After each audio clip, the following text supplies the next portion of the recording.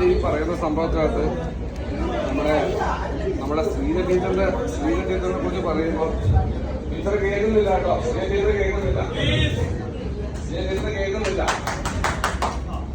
teacher പണ്ടത്തെ first ഇയറിലോ second ഇയറിലോ ഒക്കെ ഇന്ത്യകൾ പറഞ്ഞ്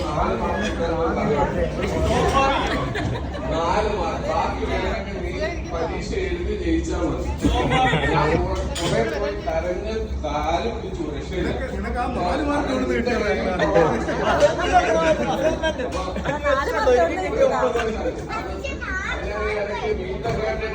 ആ പ്രോഗ്രാമില് ഞാൻ